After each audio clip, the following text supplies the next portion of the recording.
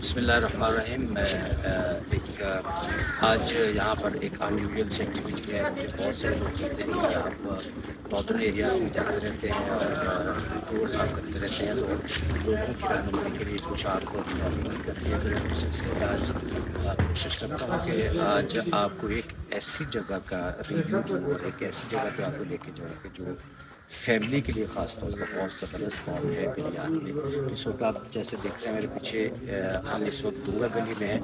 तो अगर इस तरफ से हम देखें तो जब हम मरी से आते हैं नथिया गली की तरफ, तो ये तकरीबन मरी से 27 किलोमीटर आगे और नथिया गली से हम तकरीबन 4-5 किलोमीटर पहले ये डूंगा गली का मकान है। तो यहाँ पर डूंगा गली में आपको खाने पीने की बहुत अच्छी ऑप्शन है। तो आप जैसे आप देखेंगे वहाँ पर ग्लोरी चीज़ भी है और भी बहुत अच्छे अच्छे यहाँ पर स्पॉट हैं। ऊपर बैठे हुए हैं और अपना नाश्ता कर रहे हैं इस टाइम में। इनका जो चीज़ भी यहाँ पे मिलती है वो कोशिश ये किया करें कि यहाँ पर कोई भी तो एग्जैक्टली जहाँ पर इस वक्त मैं खड़ा हूँ मेरे सामने वहाँ से आप मरी की तरफ जाते हैं, ये रास्ता जो है ये नथिया गली की तरफ जाता है। अब यहाँ पर आके आपको दो रास्ते लग रहा है। ये वाला जो ऊपर को रास्ता जा रहा है ये मुचपुरी ट्रैक के लिए है। ये जो अगला ब्लॉग है हम इस पर करेंगे। आज चूँकि मौसम बड़ा अच्छा है, हमारी कोशिश ये होगी कि आज ये मुचपुरी ट्रैक, यहाँ पर बहुत बड़ी तादाद में हमें बंदर भी नज़र आते हैं। तो जब आप ये ऊपर आते हैं तो आपको ये होटल नज़र आएगा, होटल मुचपुरी। ये तकरीबन 100 साल से पुराना होटल है और इसकी बनाई हुई बिल्डिंग जो है वो अंग्रेज़ की है और आज तक ये उसी पैटर्न पे बना हुआ है। वो कि इसके लिए अभी वो नई बिल्डिंग भी ऊपर बन रही है, लेकिन जो फैसिनेटिंग बिल्डिंग है और इसका जो एक अट्रैक्शन है तो वो यही है कि इसके बिल्डिंग हुई है। तो आज असल में आपको मैं यहाँ पर जहाँ पर मैं ठहरा हुआ हूँ इसका आपको एक विज़िट देना है और एक रिव्यू। एक बात याद रखिएगा कि जो ही आप ये भोजपुरी होटल के रास्ते की तरफ आप आते हैं तो यहाँ पर बहुत ज़्यादा चढ़ाई है और जब आप अगर आप अपनी गाड़ी पे हैं, ज़ाहिर बात है कि गाड़ी भी जाती है बिल्कुल आगे होटल तक, तो ये चढ़ाई बहुत ज़्यादा है। आपको मोशन के साथ ऊपर आना पड़ेगा और अगर आप पैदल भी जा रहे हैं तो पैदल जाने के लिए भी ये चढ़ाई है। तो लेकिन ये है कि बहुत मुश्किल चढ़ाई नहीं है, रोड बना हुआ है और आप बहुत आसानी के साथ ऊपर जा सकते हैं। ये प्लस पॉइंट ये है कि डूंगा गली का जो मेन बाजार है, जैसे आपको ये नीचे नज़र आ रहा होगा, यहाँ पर मार्केट्स हैं, दुकानें हैं, बच्चों के टॉयज़ हैं, आपने शर्ट्स लेनी है, ट्राउज़र लेने हैं, वो तकरीबन सारी चीज़ें यहाँ पर मौजूद हैं। इसी तरह एमोर मशहूर होटल है जहाँ पर डूंगा गली का महंगा होटल है। लेकिन मैं आपको पर्सनली ये प्रेफर करूँगा कि जब आप इस तरह की जगहों पे आते हैं तो आप नेचर को एंजॉय करने के लिए, तो इस तरह के जो होटल होते हैं जहाँ पर बहुत ज़्यादा रश है, कामनेस नहीं है, तो वो जो मकसद होता है नेचर को एंजॉय करने का, वो होटल है।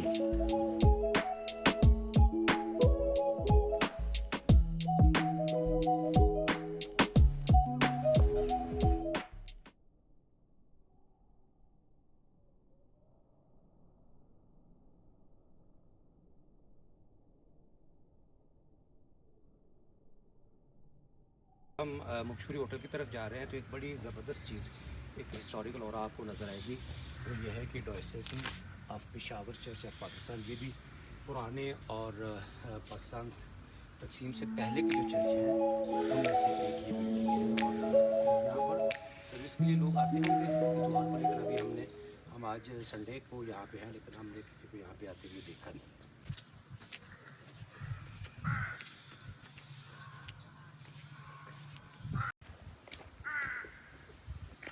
अच्छा, मैं आपको एक और भी यहाँ पर एक टिप दूँ कि जब आप नॉर्दर्न एरियाज़ में या हिल स्टेशन पे जाते हैं तो ज़ाहिर है कि आपको चढ़ाई चढ़नी होती है। तो चढ़ाई के लिए ये होता है कि जब आप चढ़ रहे हैं तो फिर आपकी जो चेस्ट है वो बिल्कुल सीधी होनी चाहिए। आप यूँ हो के ना चलें, बल्कि सीधा हो के और अपने बैलेंस को बरकरार रखते हुए आप तेज़ी के साथ जाएंगे और उससे आपको जो है वो सांस भी कम फूलेगा। लेकिन इस टाइम चूँकि थोड़ी ऑक्सीजन की कमी भी है इसलिए शायद मेरा सांस भी फूल रहा है। क्या बड़े को लाया है, बड़े को ले जी। हम इस वक्त अब पहुंच चुके हैं आपको नज़र आ रहा होगा मुश्किल होटल, ये मेरी लेफ़्ट साइड पे मुश्किल होटल है। लेकिन यहाँ पर ले जाने से पहले मैं आपको एक और हिस्टोरिकल प्लेस पे ले जाना चाहता हूँ। मेरे साथ आइए। बहुत कम लोगों को पता है, यहाँ पर जब आप मुश्किल होटल की तरफ आते हैं तो यहाँ पर एक बहुत हिस्टोरिकल प्लेस है। और वो हिस्टोरिकल प्लेस ये है कि पूरे, ज़ाहिर है कि ये तो हिल स्टेशन है, यहाँ पर बोरिंग के ज़रिए से आप पानी तो हासिल कर नहीं सकते। तो हिल स्टेशंस में ज़्यादातर जो हिली एरियाज़ होते हैं वहाँ पर पानी की जो डिपेंडेंसी होती है वो या तो ऑफशोरों पे होती है, या फिर जो झरने होते हैं उनके ऊपर होती है, जो चश्मे होते हैं उनके ऊपर होते हैं। चश्मे भी हैं यहाँ पर गलियात पे बहुत ज़्यादा है। लेकिन आज से कई दिहाइयाँ पहले, तकसीम पाकिस्तान से पहले, अंग्रेज़ ने काम किया था। जो चीज़ मैं आपको दिखाने लगा हूँ वो ये आपको ये दिखाएंगे। ये रिजर्वियर्स हैं, जो रिजर्वियर्स हैं पानी के। ये आपको नज़र आ रहा होगा, ये इतना बड़ा वो आपको स्क्वायर शेप में नज़र आ रहा है, और ये आपको ओवल शेप में नज़र आ रहा है। और ये अगर कैमरा मैन थोड़ा सा आगे आके तो यहाँ से दिखाएं, ये कम से कम भी 20 फुट जो है वो गहरे हैं। और अगर इसका अगर आप रेडियस देखेंगे तो ये कम से कम भी 100 बाई 100 फुट के ये तालाब है।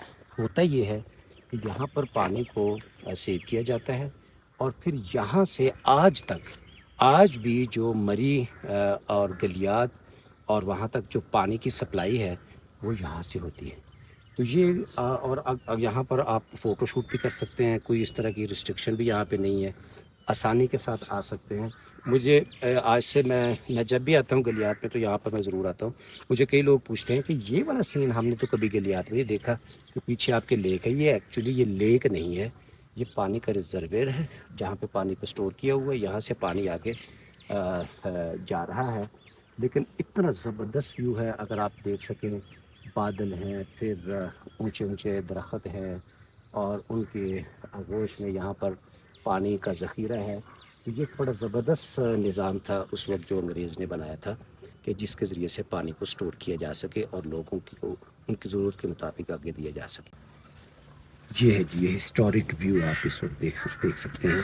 और आपको मैं 360 डिग्री इसका व्यू दिखाता हूँ कि कितनी पुरसुकून जगह है यहाँ पर जब आप आते हैं। ये एक नई बिल्डिंग बन रही है, और होपफुली ये भी विंटर तक जो है वो तैयार हो जाएगी। लेकिन जो हिस्टोरिक बिल्डिंग मैं आपको दिखाना चाह रहा हूँ वो ये वाला है जो आपको नजर आ रहा है। अच्छा, ये वो बिल्डिंग है जो अंग्रेज़ ने बनाई हुई थी। पूरा का पूरा ये जो ब्लॉक है ये लकड़ी से बना हुआ है। ऊपर आपको जो अंदर इनका मैनुअल हीटिंग सिस्टम है, और सर्दियाँ जब होती हैं तो यहाँ पर बहुत ज़्यादा सर्दी हो जाती है, लेकिन हीटिंग सिस्टम भी अंदर मौजूद है, कि जिसमें ये आपको आग जला के देते हैं। वो जो आपने देखा होगा पुराने ज़मानों में रूम के अंदर हीटिंग एरिया बने होते थे, वो बने होते थे। आगे आप देखते हैं कुशादा लॉन है, और यहाँ पर आप जब मैं उठा हूँ तो नमाज के बाद मैंने सबसे पहले यहाँ पे वॉक की है।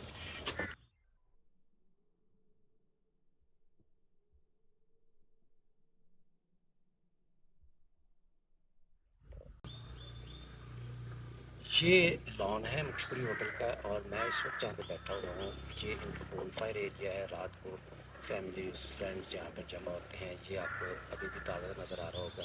रात को हमने यहाँ पे बोन फायर किया था, और बहुत खुशादा बच्चों के लिए झूले भी लगे हुए हैं। सबसे बढ़कर ये कि इतना पुरसुकून है। आपको मेरे पीछे परिंदों की आवाज़ें भी इस वक्त आ रही हैं, और इस वक्त भी ये सुबह के 8 बज रहे हैं जब मैं ये व्लॉग रिकॉर्ड कर रहा हूँ। तो सुकून है सिवाय परिंदों की आवाज़ों के, और सिवाय हवा की सनसनाहट के। यहाँ पर कोई दूसरी आवाज़ यहाँ पे नहीं है, और मुझे ख़ुद जो है थोड़ा सा आहिस्ता बोलना पड़ रहा है ताकि जो करीब के लोग हैं वो डिस्टर्ब ना हो। तो इतनी पुरसुकून जगह, जब आप घर से आते हैं बाहर, तो अगर आपने रश वाले होटलों में ठहरना है, बाज़ारों में ठहरना है, तो मेरा ख़्याल ये है कि फिर उससे बेहतर यह है कि आप अपने घर में रहें। ऐसी जगहों पे, हिल स्टेशंस पे और माउंटेनिंग एरियाज़ में आने का बुनियादी मकसद फितरत के ख़ुद को करीब करना है, और फितरत को इंजॉय करना है। अगर आप फितरत को इंजॉय ही नहीं कर पा रहे और आप उसी तरह के बाज़ारों में फिर रहे हैं और वहाँ पर अपनी एक्टिविटी कर रहे हैं, तो मेरा ख़्याल है कि उसको फिर हम नेचर लवर नहीं कह सकते, हम उसको एक टूर कह सकते हैं और एक आवारागर्दी कह सकते हैं, लेकिन अगर आपने नेचर टूर करना है, नेचर को करीब से देखना है, तो इस तरह की जगहों का इंतखाब करने की कोशिश करें। जी उम्मीद है कि ये आपके लिए ये मेरा व्लॉग रहनुमा साबित होगा और आप आइंदा से कोशिशें करेंगे कि जब भी आप इस तरह के हिल स्टेशंस की तरफ जाते हैं तो ऐसी जगह का इंतखाब करें जो मेन बाज़ार से, लोगों की आम तरफ से, गाड़ियों से हट कर हो, ताकि आप वहाँ पर परिंदों की आवाज़ें सुन सकें, नेचर को आप महसूस कर सकें। इसी के साथ आप मुझे इजाज़त दीजिए। इंशाअल्लाह अगले व्लॉग में फिर आपके साथ मुलाकात होगी। अल्लाह हाफ़िज़।